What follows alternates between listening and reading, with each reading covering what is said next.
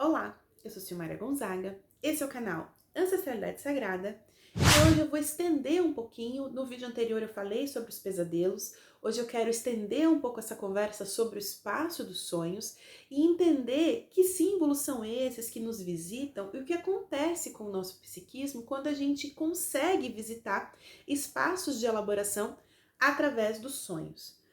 Muitas vezes, os sonhos se comunicam com a gente através de imagens arquetípicas. Então, eu não sei se é claro para todo mundo quando a gente fala o que é um arquétipo, mas basicamente a gente pode pensar como uma grande fonte, uma grande representação de condições que são muito humanas e que a gente chama então de forças arquetípicas. Então, por exemplo, não é incomum, vamos supor aqui, que você tenha um sonho com uma avó, com um pai ou com uma mãe e que isso surja para você no momento em que você precisa resgatar, talvez, aspectos de sabedoria, ou aspectos de ação, ou experiências que você precise chamar ali da sua memória e da sua consciência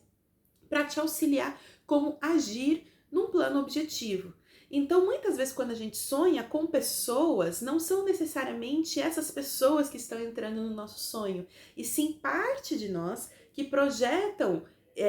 arquétipos nessas pessoas. Então, quando eu sonho com a minha avó,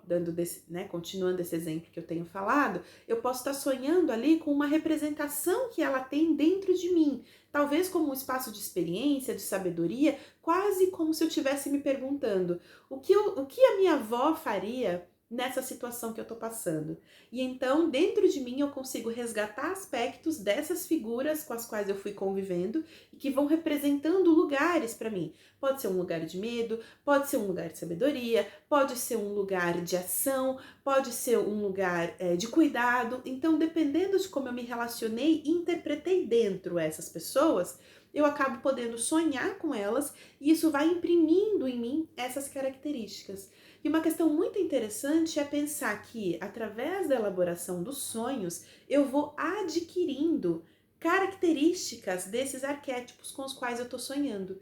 Então, é muito comum a gente perceber durante uma análise de sonho num processo terapêutico que a pessoa, na verdade, estava ali acionando forças que ela mesma precisava. Então, muitas vezes não é a pessoa em si, a gente costuma dizer assim, no sonho, todos os personagens tendem a ser você mesma. Agora, você precisa entender como que você fez a leitura e representação dessa pessoa que você está sonhando para entender o que ela significa para você durante esse movimento. Agora, para mim, a grande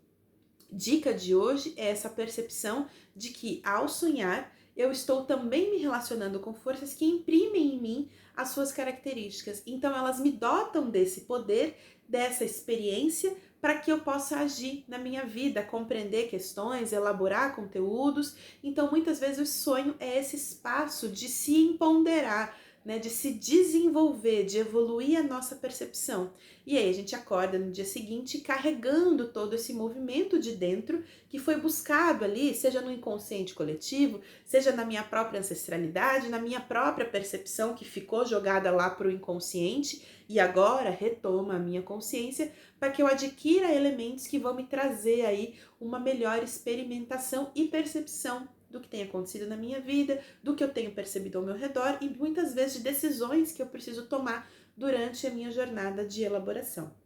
Então essa daqui foi só um pequeno início aqui para a gente falar desse movimento tão complexo e tão amplo que são os sonhos, pedindo sempre para a gente estar muito atento aos conteúdos sonhados, aos sonhos que a gente lembra, que a gente anote, mesmo quando parece que é tudo muito psicodélico ou com imagens que não fazem sentido, porque dentro de um processo terapêutico menos vai importar a narrativa do sonho e mais vai importar, como eu disse inclusive no vídeo anterior, mais vai importar a gente poder analisar as simbologias, os pormenores, as emoções, de repente, os afetos que estão presentes. É isso que vai trazer pra gente conteúdos para auxiliar no nosso processo de elaboração.